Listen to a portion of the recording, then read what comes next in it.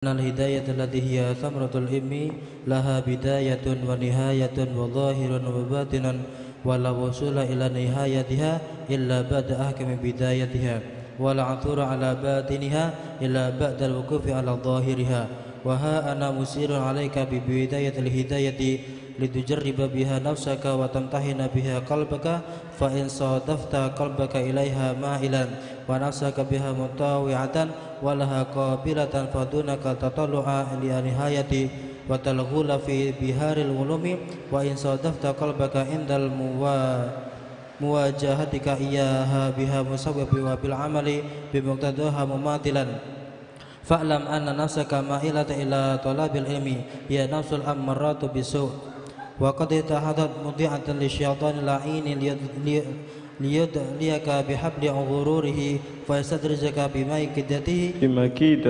بمكيدته إلى غمرة الهلاك وقصده أن تورح عليك سر في معرض الحيرة حتى يلحقك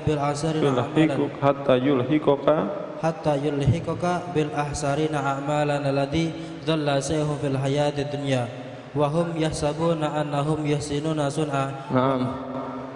Bismillahirrahmanirrahim.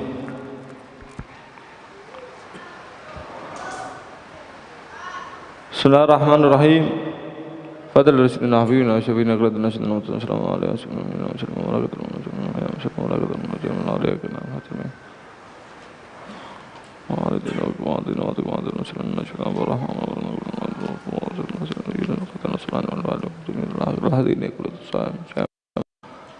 dunia wal akhirah la hadratin nabi Muhammad sallallahu alaihi wasallam al-fatihah ar-rahman ar-rahim maliki yawmiddin iyyaka na'budu wa iyyaka nasta'in ihdinas siratal ladzina an'amta 'alaihim ghairil maghdubi 'alaihim waladdallin amin. Bismillahirrahmanirrahim. Alhamdulillahirabbil alamin wassalatu wassalamu ala sayyidil mursalin sayyidina wa habibina wa qurrati a'yunina Muhammadin wa ala alihi wa sahbihi wa barik wa sallim ajma'in. Qala musannifu rahimallahu ta'ala wa nafa'ana bihi wa bi 'ulumihi wa bi asrarihi fid dharain amin. Nawaitu ta'lim ta'allum wal ifada wa istifada wan nafa' wal intifa' wal hath ala tamassuki bi kitabillah sunnati rasulillah sallallahu alaihi wasallam tilalatan al-huda bika wajhi ridha subhanahu wa ta'ala radhiyallahu ankum ila ankal radhiyallahu an walakin yanbaghi laka. Ini meneruskan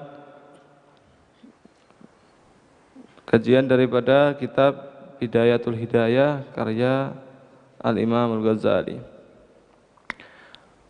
Beliau melanjutkan walakin yanbaghi laka, tetapi seyogjanya bagi kamu, seharusnya kamu itu an ta'lama qabla kulli syai', kamu harus tahu sebelum kamu melangkah ke semua sesuatu. Kamu harus tahu bahwasanya annal hidayata allati hiya thamratul ilmi laha bidayatun wa nihayah. Hidayah, ya, hidayah itu apa? Hidayah itu adalah petunjuk jalan menuju Allah. Bahwasanya hidayah, petunjuk bahwasanya ini benar, bahwasanya ini diridhoi Allah, ya. Bahwasanya hidayah yang itu merupakan buah daripada ilmu. Jadi ilmu itu buahnya, hasilnya apa? Hasilnya ya hidayah.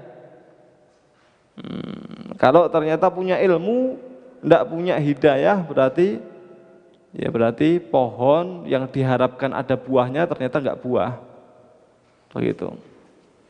Sesungguhnya hidayah yang hidayah tersebut adalah buah daripada ilmu, hidayah tersebut itu punya bidayah, permulaan, juga punya nihayah, akhir. atau finish atau ujung, puncak. Ya. Bidayahnya ini yang biasa disebut dengan syariah atau thariqah. Pertama syariah dulu. Terus kemudian dilanjut dengan thariqah. Ya enggak? Atau ada juga yang bilang suluk. Ada juga setelah mendapatkan bidayah, permulaan, nanti hasilnya adalah nihayah. Nihayah ini yang sering disebut dengan hakikoh. Ya, ini adalah ujungnya,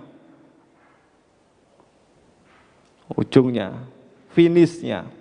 Finish daripada bidayah, daripada syariah, daripada thariqah, daripada suluk itu, finishnya, ujungnya di mana? Ujungnya adalah nihayah. Wahya thamratus syariah wa thariqah ma'an kama qala Syekhul Islam. Syekhul Islam Zakaria Ansari mengatakan bahwasanya buah daripada syariah, mengerjakan, mengetahui ilmu wudu, sholat, puasa, haji, kemudian thariqah, riyadhah, puasa, ya, bersihkan hati dan seterusnya. Buah daripada syariah dan thariqah apa itu? Yaitu hakikoh. Tapi Imam As-Sawi mengatakan bahwasanya hakikoh ini adalah buah daripada thariqah saja. Jadi kalau ada orang melakukan thariqah, ya, nanti ada buahnya adalah hakikoh gitu. Ya. Walhasil, ternyata hidayah ini ada bidayahnya, itu syariah sama thariqah, dan ternyata juga ada nihayahnya, yaitu hakikoh. Wa dhahirun wa batinun. Dan masing-masing itu ada dhahirnya dan ada batinnya. Dhahir itu yang tampak, ngerjakan sholat, ngerjakan puasa, itu syariat. Dan ada juga yang hakikoh. Hakikoh yang tidak kelihatan, yang bisa dirasakan saja tapi tidak kelihatan. Berarti ada dirasakan. Bagaimana rasanya? Tentu saja yang pernah merasakan yang tahu rasanya bagaimana. Orang yang sudah mencapai hakikoh, yang sudah mencapai hakikat, rasanya bagaimana? Begitu. Bagaimana? Sekali lagi, bagaimana cara mendapatkan hakikoh? Harus melalui bidayah, permulaan, yaitu syariah sama thariqah. Wala wusula ila nihayatiha, dan tidak bisa untuk mencapai kepada puncaknya illa ba'da ihkami bibidayatiha, kecuali setelah kokoh, teguh dia jalankan bidayahnya, permulaannya. Apa tadi? Bidayah tadi. Bidayah yaitu syariah dan juga thariqah. Ya enggak? Berarti tahu-tahu dia mau kepingin dapat nihayah. Ya, kalau enggak lewat bidayahnya, ya enggak mungkin bisa. Betul ya? Nanti kalau katanya orang bisnismen itu, ya, kalau mau sukses, maka harus tahu ilmunya dulu, kemudian diiringi dengan ketekunan dan kerja keras. Gitu, kerja keras, tekun, pantang mundur, tahu ilmunya. Nanti nanti akan bisa menjadi sukses dalam bisnis.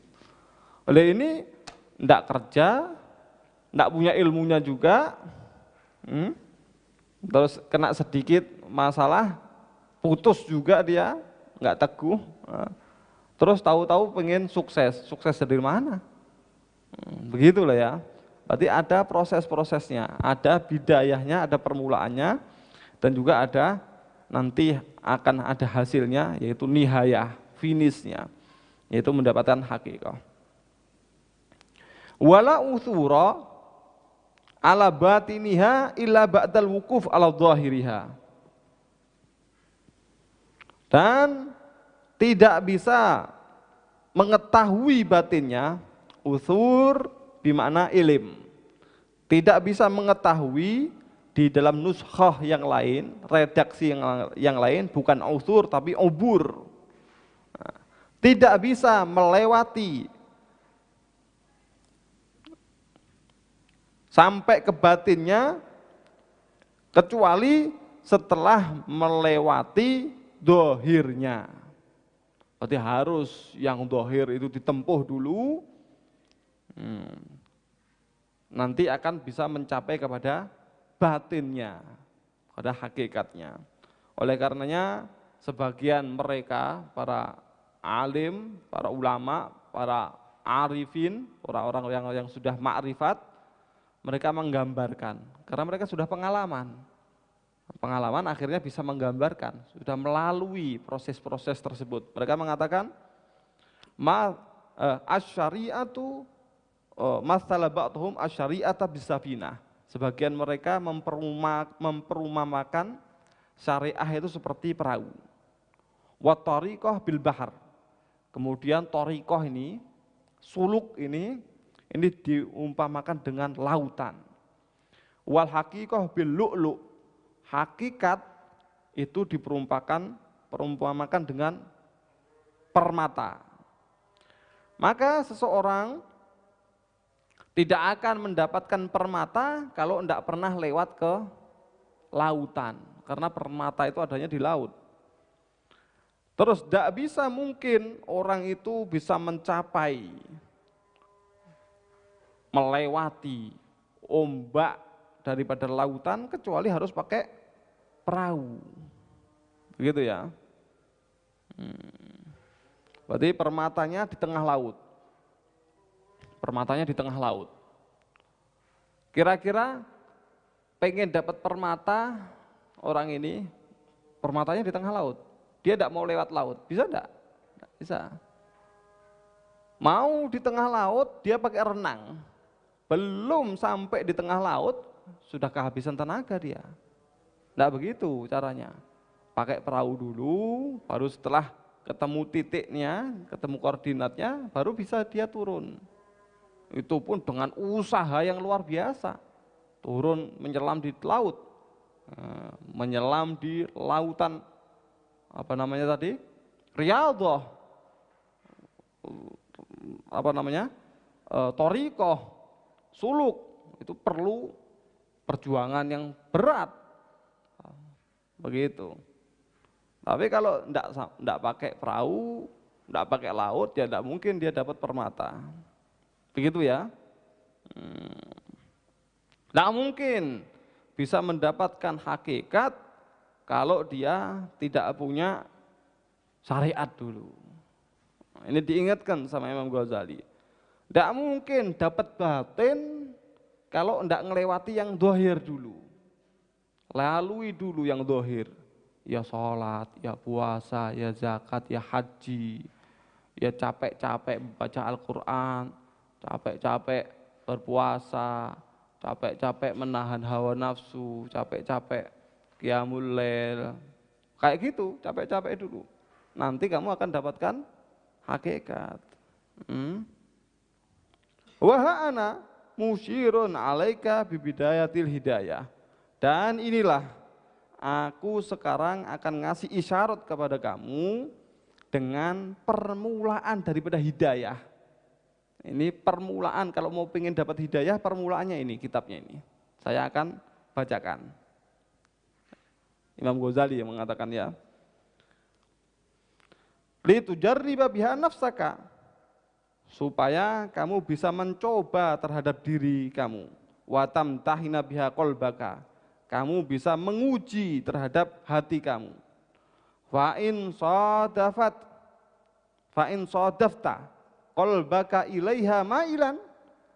Kalau ternyata hati kamu temukan condong senang terhadap bidayah ini, terhadap permulaan ini, wa nafsaka biha mutawi'atan, dan ternyata kamu temukan nafsu kamu itu bisa dikendalikan dengan bidayah ini, ya, walaha qabilatan, dan ternyata nafsu kamu itu mau ridho untuk menerima bidayah ini, fadunaka at-tatallu'a ila nihayat, maka silahkan kamu boleh ambil untuk tatallu', naik kepada nihayat, menuju ke hakikat, monggo.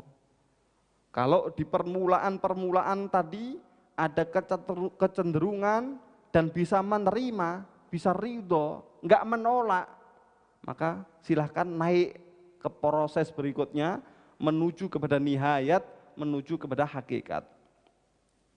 Wa taghallula fi biharil ulum, dan taghallul maksudnya adalah ad-dukhul was-sair, masuk dan jalan.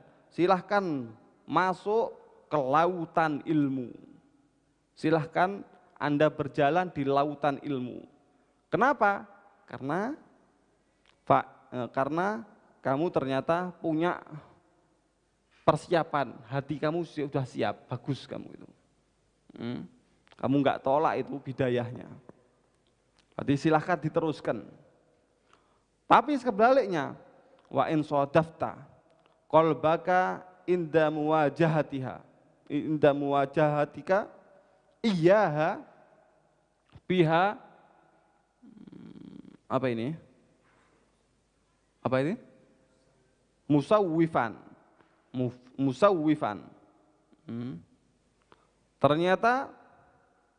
Kalau ternyata kamu temukan hati kamu ketika menghadapi bidayah ini, permulaan ini, ternyata dia mengatakan, saufa af'alu dalika, musawwif, menunda-nunda, nanti dulu aja dah. Diajari ilmunya wudu yang sempurna, nanti aja. Diajari bagaimana sholatnya bisa khusyuk, nanti aja. Diajari doanya, doa mau makan, mau tidur, mau pergi, masuk rumah, keluar rumah, mau belajar, doa macam, mau masuk kamar mandi, keluar kamar mandi, doa macam-macam, nanti aja dah, ditunda dulu aja, ndak harus sekarang dipraktekkan. Ternyata kamu temukan hati kamu terhadap permulaan ini, terhadap bidayah ini selalu musawwifan, menunda-nunda. Wabil amali bimuqtadhaha mumatilan, dan ternyata untuk mengamalkan terhadap apa yang dituntut oleh ilmu kamu itu ternyata selalu mengakhirkan, nanti aja, santai dulu, masih muda, masih banyak waktu. Terus seperti itu. Ditemukan ternyata hati kamu menunda-nunda, tidak mau ngamalkan langsung. Fa'alam, ketahuilah.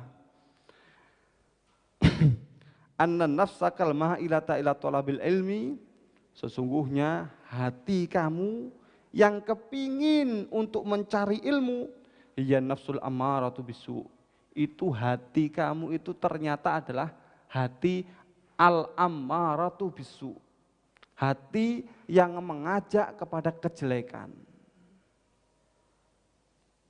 ngajak untuk nyari ilmu, tapi sebenarnya ini adalah ngajak kejelekan hati kamu itu.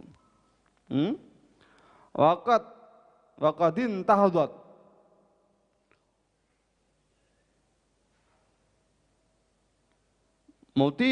muti'atan li syaitan lain, dan ternyata hati kamu ini dia berdiri untuk taat kepada syaitan yang terkutuk.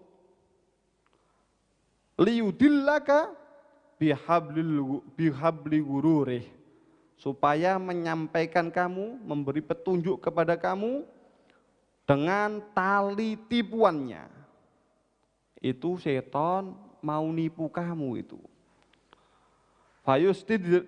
Fayastadrijaka bimakidatihi, dan menjerumuskan kamu sedikit demi sedikit ke dalam tipuannya, ila ghamratil halak, kepada hancur yang sehancur-hancurnya. Paham ya? Ini Imam Ghazali ngingetkan ini. Ini saya punya kitab. Ini yang dibahas adalah bidayah, permulaan. Ini yang dibahas adalah syariah. Dan juga nanti ada thariqah sedikit. Latihan hawa nafsu dan lain sebagainya. Dilatih doa-doa dan lain sebagainya. Perhatikan hati kamu. Kalau ternyata mau menerima terhadap bidayah ini, mau mengerjakan, ridho, ikhlas, mau mengerjakan, teruskan. Bagus itu berarti. Kalau ternyata hati kamu itu ketika membaca ini, bilangnya nanti aja, di akhir-akhirkan. Ya nantilah, yang penting belajar dulu, amalnya nanti. Selalu seperti itu, hati-hati. Ini jangan-jangan ini adalah tipuan syaitan. Yang ngajak kamu untuk belajar itu berarti adalah nafsu al-ammarah bisu. Hati nafsu yang selalu mengajak kepada kejelekan. Ini berarti syaitan ini lagi menjerumuskan kamu sedikit demi sedikit ke tipuannya. Nanti sampai kamu terjerumus dalam kehancuran yang sehancur-hancurnya. Hati-hati. Wa qasduhu ayyaruja alaika syarra fi ma'radil khair. Tujuan syaitan yaitu menjerumuskan kamu kepada kejelekan, tapi pakai jalan yang baik. Seakan-akan bagus, tapi ternyata jelek. Hatta yulhiqaka bil akhsarina a'mala, sampai kamu nanti bertemu dengan orang-orang yang paling rugi dalam amalnya. Alladzina dhalla sa'yuhum fil hayatid dunya, yaitu orang-orang yang sesat jalannya di kehidupan dunia ini karena mereka mengikuti syaitan. Wa hum yahsabuna annahum yuhsinuna sun'a. Mereka menganggap bahwasanya mereka itu lagi berbuat baik. Dikira belajar dapat ridhonya Allah. Ternyata ditipu sama syaitan, kelihatannya jalannya baik tapi ternyata tersasar. Jelas ya? Hati-hati. Kita ini mulai pertama kali lahir itu sudah dibuntuti sama syaitan. Dengan berbagai macam syaitannya. Pertama kali kita lahir itu ada namanya syaitan, namanya korin. Nanti terus sampai akhirnya syaitan itu nggoda terus. Sampai kapan? Sampai nyawa kita ini keluar. Kalau belum keluar, maka syaitan ini tidak akan berhenti ganggu kita. Ini ada satu imam, saya agak lupa ini, imam siapa ini? Apa Imam Ghazali atau Imam Ibn Hanbal gitu ya. Anak agak lupa siapanya, Talabbas alaiyah. Imam ini ketika mau meninggal dunia ditalkin, ya, ditalkin. Katakanlah la ilaha illallah, la ilaha illallah, la ilaha illallah. Ucapkan la ilaha illallah gitu. Sakit keras, sudah sakit yang parah. Ucapkan la ilaha illallah, la ilaha, diam saja dia. La ilaha illallah, ucapkan la ilaha illallah, diam aja. Ucapkan la ilaha illallah, terus akhirnya jawab ini. Yang sudah sakit keras ini tadi jawab. Jawabannya apa? La, enggak, tidak gitu. Oh, ini yang talkin tambah bingung ini. Ucapkan la ilaha illallah, jawabannya tetap la, tidak gitu. Sampai bingung ini, gimana ini? Ini kan ulama ini. Orang soleh ini, banyak amalnya ini, zuhud, wara, ini luar biasa. Kenapa kalau diucapkan la ilaha illallah kok tidak mau? Bingung ini orang. Terus subhanallah ternyata sakitnya ini mereda. Sampai akhirnya siuman kembali, sadar kembali. Ya. Nah, kelihatannya tadi dipikir sudah nazak, sudah sakaratul maut, dipikir sudah mau meninggal dunia, sampai ditalkin, ternyata alhamdulillah dikasih kesembuhan. Kembali seger, sehat. Kemudian ditanya, dulu kami khawatir, saya tanyai, saya tuntun untuk talkin la ilaha illallah, la ilaha illallah, kenapa kok jawabnya kok la? Oh ya, waktu itu memang betul-betul sudah di penghujung, sudah memang betul-betul di akhir, tapi dikasih kekuatan oleh Allah, alhamdulillah bisa sehat. Gitu. Itu datang ternyata, bahayanya ketika orang sakaratul maut begitu, bahayanya detik-detik terakhir, setan tidak mau lepas itu mangsanya, pengen semua anak Adam ini masuk neraka sebanyak-banyaknya. Kalau bisa memang semuanya dijerumuskan, kalau bisa. Ini dipucuk, ayo, masuk neraka, untuk mensekutukan Allah atau melakukan maksiat. Kalau terlepas akhir nyawanya, masuklah dia, tergolong orang yang celaka. Naudzubillah min dzalik. Begitu. Ini ternyata imam tadi itu setan datang.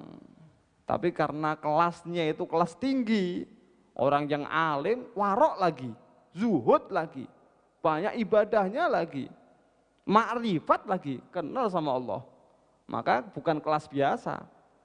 Setan nipunya dengan cara yang lain, bukan kelas TK ini, kelas tinggi ini, tapi tetap mau nipu, mau menjerumuskan, ya. Kelihatannya bagus, bilang setan, sekarang saya sudah menyerah, saya sudah tidak bisa mengganggu kamu lagi, putus asa saya ini, kamu itu tidak bisa ditipu, tidak bisa diganggu, tidak bisa dijerumuskan, menyerah saya, sudah tidak bisa lagi. Setan bilang begitu, kelihatannya baik ya ini ya, wah ini berarti sudah berhasil ini. Tapi imam tersebut tahu bahwasanya tidak mungkin, semenjak masih ada nyawa, belum tercabut, tidak mungkin ini putus asa setan ini. Terus akan berupaya sampai detik terakhir. Sudah tercabut baru dia pergi. Ini belum tercabut kok. Langsung setan mengatakan saya sudah tidak bisa jalan, tidak ada jalan lagi. Tidak bisa ganggu lagi sudah. Putus asa sudah. Ulama ini di akhir penghujung nyawanya mengatakan tidak mungkin. Tidak mungkin. La itu jawab setan. Setan bilang saya putus asa. Tidak bisa ganggu lagi. Tidak mungkin. Ini sudah kamu pasti selamat, tidak mungkin. Kamu tidak mungkin seperti itu. Orang yang hidup nalkin la ilaha illallah dipikir ucapkan la ilaha illallah. Tidak mau ucapkan la ilaha illallah. Dipikir begitu. Padahal ini jawab setan. Nanti setan ini walaupun modelnya bagus, tidak ada. Setan khoyir itu tidak enak. Setan baik hati gitu tidak ada. Tidak ada ceritanya. Walaupun kelihatannya bagus, ya. Nah, syaitan lakum aduun fattakhidhu aduwa. Syaitan itu bagi kalian itu musuh. Maka ambillah dia sebagai musuh. Syaitan itu musuh kamu, bukan teman kamu. Walaupun kelihatannya baik hati. Contoh, ada diceritakan seorang ini mau pergi ke masjid, mau sholat malam, fajar itu ya, sholat subuh. Malam-malam dia sudah pergi ke masjid. Kebetulan waktu itu jalannya licin, banyak lumpurnya begitu. Perjalanan Sampai akhirnya setan lihat, doh mau sholat subuh, malam-malam, diganggu sama setan. Akhirnya dijegal, ya. Dijegal itu apa bahasanya?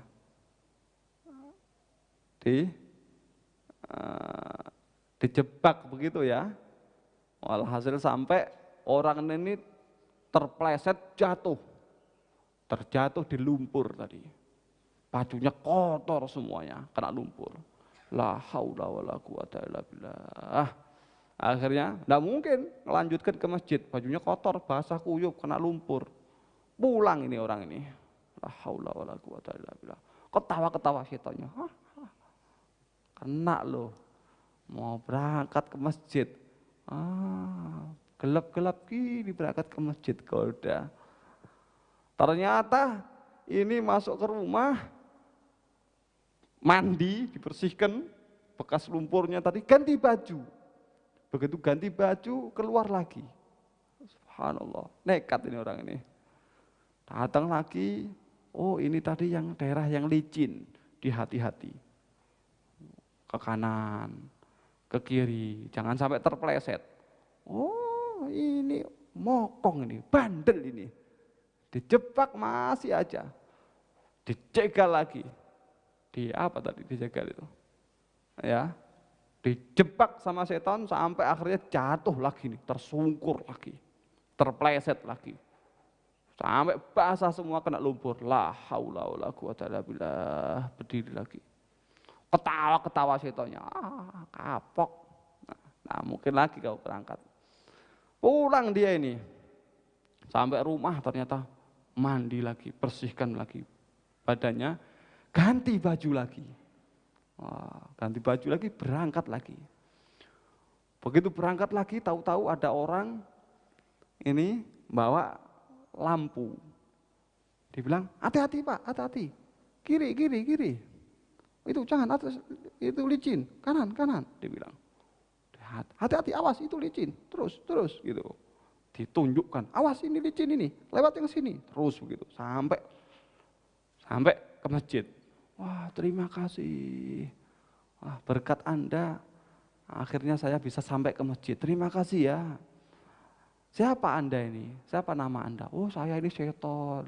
Loh, gimana ceritanya ini kok bisa bantu? Kok bisa bantu masuk ke masjid? Oh ceritalah dia. Tadi itu yang jegal kamu itu, yang bikin kamu terjatuh tadi itu saya. Tapi ternyata begitu jatuh kamu kembali lagi. Itu semua dosa-dosa kamu rontok. Habis dosa kamu. Kamu teruskan nekat mau datang lagi, ganti baju tadi. Dosa kamu rontok semuanya. Ketika itu saya sakit hati. Saya jatuhkan lagi kamu. Ternyata kamu tidak kapok juga itu. Ganti baju lagi, masuk lagi. Itu dosanya keluarga kamu, semuanya rontok. Dosa keluarga kamu itu semuanya diampuni oleh Allah Subhanahu wa Ta'ala. Sebab kamu. Nah ini saya dengar bisikan-bisikan malaikat ini. Katanya ini nanti kalau terjatuh lagi, semua dosanya orang kampung rontok. Sebab orang ini. Wah, usaha kami gagal total nanti. Sebab kamu ini, enggak mau ini dosa satu kampung, rontok semuanya. Ini makanya harus dikasih. Awas kanan, kanan. Kiri, awas ini licin, jangan sampai jatuh. Wah. Khoyir ya. Khoyir saya tanya, baik hati. Bukan baik hati. Misinya enggak mau gagal. Subhanallah. Syaitan itu musuh kamu. Fattakhiduhu aduwa, maka jadikan dia musuh. Dan dia semenjak kamu lahir itu sudah ada yang ikuti. Sampai kapan? Sampai nyawa terlepas. Itu tadi ada imam yang sudah sekarat ternyata masih ngomong seperti itu. Tahu dia bahwasanya setan tidak mungkin putus asa. Semenjak masih ada kesempatan sekecil apapun dijerumuskan. Ya enggak? Itu Bal'am bin Ba'ura seperti apa? Akhir hayatnya dicelakakan. Itu Barseso bagaimana? Akhir hayatnya dicelakakan. Tidak ada damainya. Begitu ya. Ini juga seperti itu. Tujuannya syaitan ini adalah menipu kamu tapi seakan-akan dalam bingkai kebaikan. Kamu tidak paham kalau kamu itu lagi ditipu sama syaitan. Bahkan mereka melakukan kesesatan di kehidupan dunia ini, tapi mereka menyangka bahwasanya mereka itu lagi melakukan kebaikan. Dengan cara apa tadi? Dikasih semangat, ayo belajar, belajar. Belajar ilmu agama. Tapi ternyata ditipu sama syaitan. Bagaimana kita tahu, caranya kita tahu bahwasanya ini lagi disesatkan oleh setan atau tidak? Lihat, hati kamu itu bagaimana? Kalau nerima terhadap bidayah, terhadap syariah, mau mengerjakan, bagus itu, teruskan. Kalau ternyata nanti aja kerjakannya, taatnya nanti saja masih muda, amalnya nanti saja, terus seperti itu. Nah ini hati-hati ini. Ini berarti dalam tipuan syaitan. Hati-hati. Jangan-jangan syaitan menipu kamu dalam bingkai kebaikan. Bisa dipahami ya? Ini Imam Ghazali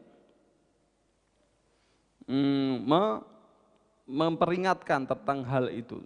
Wa inda dzalika yatlu alaika syaitanu fadlal ilmi wa darajatal ulama wa ma warada fihi minal akhbar. Dan ketika itu syaitan membacakan kepada kamu tentang keutamaan ilmu, tentang derajatnya ulama, tentang apa yang sudah warid, sudah disampaikan Nabi melalui hadis-hadisnya, atharnya. Athar ini adalah ucapan atau perbuatan daripada sahabat tabi'in. Wah, banyak sekali. Dikasih tahu mengenai keistimewaan tersebut, seperti nadratun ilal alim ahabu ilayya min ibadati sanatin siyamiha wa qiyamiha. Sabda Rasulullah SAW, melihat kepada orang yang alim lebih aku senangi daripada ibadah 1 tahun, baik puasanya ataupun qiyamul lailnya.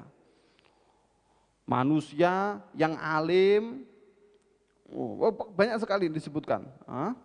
Fadlul alim alal abid sab'una darajah, ma baina kulli darajatain kama baina sama wal ard.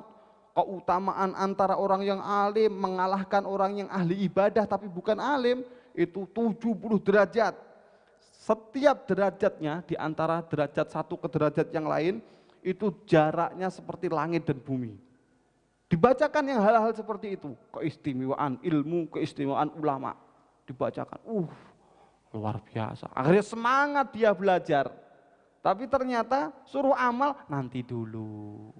Nanti aja ditunda dulu, gampang masih muda. Seterusnya. Ini berarti ini hati-hati. Wa yuhlikuka. Dan akhirnya si syaitan ini menjadikan hancur kamu, mencelakakan kamu. An qaulihi, dari firmannya Nabi Muhammad SAW, sesuai dengan sabdanya Nabi Muhammad SAW, man izdada ilman walam yazdad hudan lam yazdad minallahi illa bu'dan. Siapa yang tambah ilmu ternyata tidak tambah dapat hidayah, maka tidak tambah dia daripada Allah kecuali semakin jauh. Semakin alim, semakin jauh sama Allah. Tambah ilmunya, tambah jauh dari Allah Subhanahu wa Ta'ala. Menakutkan ya. Dan ini juga sesuai dengan sabda Rasulullah sallallahu alaihi wasallam, wa an qaulihi sallallahu alaihi wasallam, asyaddun nasi adaban yaumal qiyamah alimun lan yanfa'hullahu bi ilmih. Yang paling pedih azabnya manusia ini, manusia yang azabnya paling pedih. Siapa itu? Yaitu di hari kiamat ya. Manusia di hari kiamat yang azabnya paling pedih yaitu orang alim yang ternyata Allah tidak ngasih manfaat terhadap ilmunya. Ilmunya nggak manfaat. Nanti di akhirat, di hari kiamat, azabnya paling pedih. Masya Allah. Na'udzubillah min dalik. Dan Rasulullah sallallahu alaihi wasallam, bahkan Rasulullah SAW yakul, beliau Rasulullah sallallahu alaihi wasallam juga berdoa. Bersabda, berdoa, Allahumma ya Allah, inni a'udzubika min ilmin la yanfa. Ya Allah, aku minta perlindungan kepadamu ya Allah dari ilmu yang tidak bermanfaat. Wa amalin wa qalbin la yahsya, dan dari hati yang tidak bisa khusyuk. Ya Allah, aku minta perlindungan dari hati yang tidak bisa khusyuk. Wa amalin la yurfa, aku minta perlindungan ya Allah dari amal yang tidak diangkat. Maksudnya tidak diterima oleh Allah Subhanahu wa taala. Minta perlindungan ya Allah. Wa du'ain la yusma, minta perlindungan juga ya Allah, naudzubillah min dalik, dari doa yang tidak didengarkan. Doanya enggak diijabah, enggak didengarkan. La yustajab. Nabi ngajarkan kepada kita doa. Penting ini ya. Apalagi kita ini sebagai thalabul ilim, ya, sebagai pencari ilmu, doanya Nabi Muhammad SAW ini perlu diulang-ulangi. Apa tadi? Allahumma inni a'udzubika min ilmin la yanfa, wa qalbin la yahsya, wa amalin la yurfa, wa du'ain la yusma. Ya Allah, aku minta perlindungan dari ilmu yang tidak bermanfaat, hati yang tidak bisa khusyuk, amal yang tidak diterima, tidak diangkat, doa yang tidak didengarkan, tidak diijabah. Ngajarkan Nabi Muhammad SAW supaya jangan sampai punya ilmu tidak bermanfaat. Efeknya tambah ilmu tambah jauh dari Allah. Efeknya di akhirat termasuk orang yang azabnya paling pedih. Naudzubillah. Dan hati-hati juga ancaman daripada baginda Nabi sallallahu alaihi wasallam, wa an qaulihi sallallahu alaihi wasallam, marartu lailata usriyabi. Aku dijalankan, aku lewat ketika malam Isra Mi'raj. Ketika Isra Mi'raj, ketika itu ketemulah biaqwamin, dipertemukan dengan sekelompok orang, tuqradu shifahuhum bimaqaridha min nar, yang bibir-bibir mereka itu digunting dengan gunting neraka, gunting api. Lisan-lisan mereka itu digunting dengan gunting api. Apakah sakit? Boleh dicoba. Enggak usah gunting api dah, gunting dipanaskan aja. Ya, enggak usah digunting, dicostok ya. Panas apa enggak itu? Ini gunting dari api neraka. Digunting itu. Lisan mereka, bibir mereka, ya. Akhirnya sampai Nabi Muhammad SAW heran, siapa ini kok siksanya seperti ini? Ini siksanya ini bukan digunting selesai ya, digunting utuh lagi, gunting lagi utuh lagi, gunting lagi utuh lagi, begitu terus sampai akhirnya Nabi Muhammad SAW tanya, fakultu man antum? Nabi Muhammad tanya, siapa kalian ini? Kok begini banget siksanya? Qalu kunna na'muru bil khairi wala na'tihi.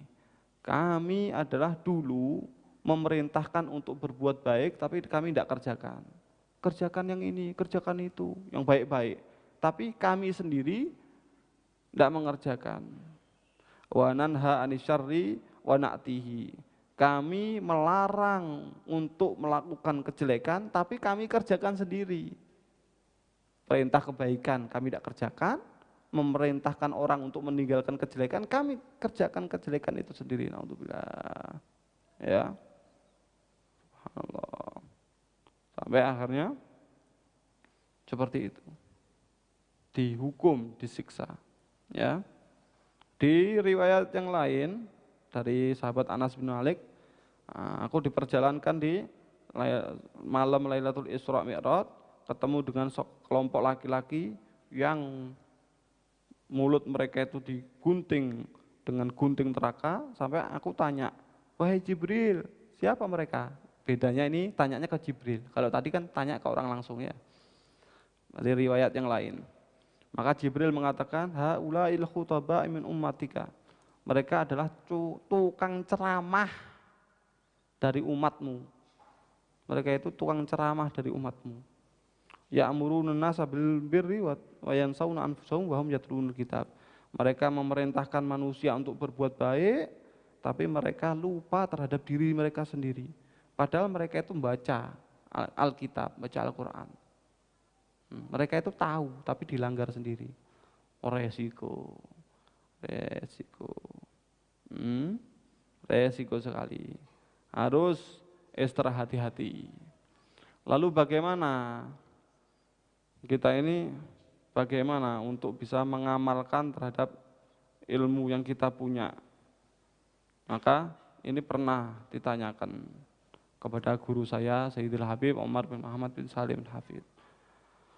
Karena ketika saya belajar di sana, setiap hari itu mendapatkan ilmu yang banyak dan baru. Luar biasa ilmu luasnya. Selalu diberikan ilmu-ilmu yang baru, yang belum pernah kita dengarkan. Faedah-faedah yang luar biasa, terus kita dapatkan. Akhirnya ada kebingungan dari salah satu teman kita ini. Habib, gimana dong? Ini padahal kita tahu bahwasanya khairul a'mal madama wa in qalla, ya. Sebaik-baiknya amal adalah yang paling langgeng, terus-menerus, walaupun sedikit. Yang penting terus-menerus. Itu adalah habbul amal ilallah. Paling dicintainya amal di sisi Allah Subhanahu wa taala. Tapi masalahnya satu sisi kalau punya ilmu enggak diamalkan, ya juga resiko juga, ya enggak? Tambah ilmu tapi enggak diamalkan, resiko juga. Sedangkan kalau setiap hari amal tambah lagi, enggak kuat. Enggak bisa kami ini. Setiap hari dapat faedah baru, semuanya diamalkan. Setiap hari faedahnya banyak, diamalkan semua, enggak bisa. Terus gimana dong? Solusinya apa? Nah, tentu perlu solusi ya. Maka bagaimana? Ambil beberapa yang itu kamu langgengkan. Dikir-dikir, wirid-wirid, kegiatan-kegiatan yang kamu istiqomahkan hal tersebut. Nanti kalau kamu baca ilmu, minimal pernah diamalkan sekali. Kamu dapat faedah, amalkan minimal sekali. Minimal. Kalau ternyata masih belum bisa juga karena terlalu banyaknya misalkan, maka bagaimana? Tekadkan niat kamu, saya akan mengamalkan. Kalau memang sudah ada waktu, saya ada kesempatan untuk bisa mengamalkan, saya akan amalkan. Tidak akan saya tunda-tunda, ditekadkan di dalam hati. Ada beberapa yang dikerjakan dan diistiqomahkan. Tambah ilmu lagi, amalkan, walaupun cuma sekali. Tidak bisa lagi, maka nanti kalau sudah ada kesempatan, saya tekadkan betul-betul niat saya akan kerjakan. Begitu. Kalau memang tidak bisa untuk mengamalkan ilmu 100%, fa'mal walau bi usrika zakati tadfar binuril ilmi min dulumati. Amalkan terhadap ilmu kamu itu walaupun 1/10, cuman 10%, seperti zakat. Keluarkan walaupun cuma 1/10 tok, keluarkan. Walaupun cuma 10%, 1/10 kerjakan, amalkan. Tidak bisa 100%, ya wes 1/10 saja, kerjakan. Maka sebab kamu mengerjakan walaupun cuma 1/10 tadi itu, kamu akan mendapatkan cahaya yang bisa menuntun kamu daripada kegelapan. Nanti bagaimana pada intinya?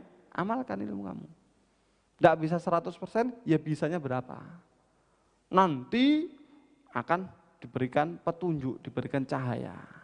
Begitu, ya. Man alima wa amila wa allamahullahu ma lam ya'lam. Siapa orang yang tahu kemudian mengamalkan, kemudian mengajarkan, maka Allah akan mengajari kepada dia ilmu-ilmu yang belum pernah dia tahu. Dapat laduni. Berarti mengamalkan ilmu itu bagaimana? Ya dipraktekkan, diamalkan. Sama yang berikutnya apa?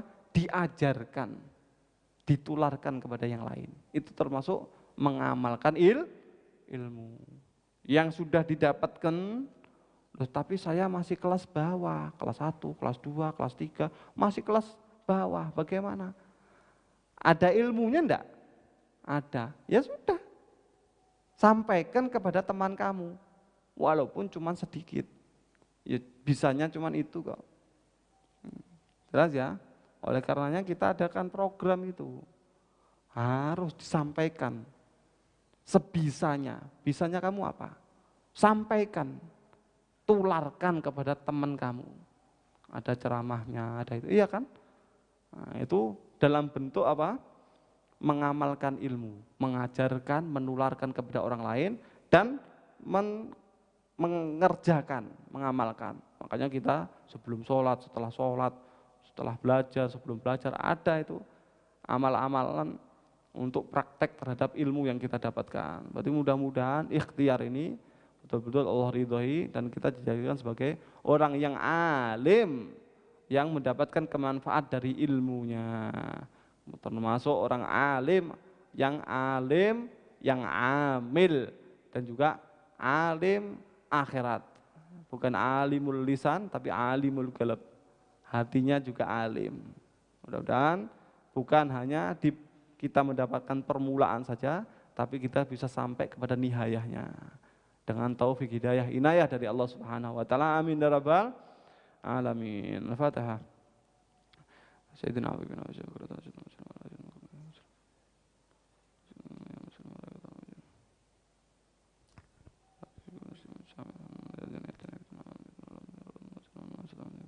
Hadratin Nabi Muhammad sallallahu alaihi wasallam. Al-Fatihah.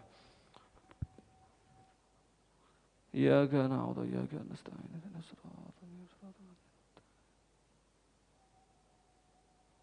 ربنا انفعنا بما علمتنا رب علمنا الذي ينفعنا رب فقهنا فقه علنا وقربات لنا في دين مع أهل كثر أنثى وذكر ربي وفقنا ووفقهم لما ترتضي قولا وفعلا كرما وارزق الكل حلالا دائما وأحياك علما نهضى بالخير ونفى كل شر ربنا أصلح لنا كل شؤون وأكر بالرضا منك العيون واقض عنا ربنا كل ديون قبل أن تأتينا رسل المنون واغفر واستر أكرم من ستر وصلاة الله توشى المصطفى من إلى الحق دعانا والوفاء بكتاب فيه للناس شفاء وعلى آل كرام سرفا وعلى أصحاب المصابه الغرار اللهم اهدنا بهداك واجعل ما يسارع في رضاك ولا تولنا وليا سواك ولا تجعل ممن خالف أمرك وعصاك حسبنا الله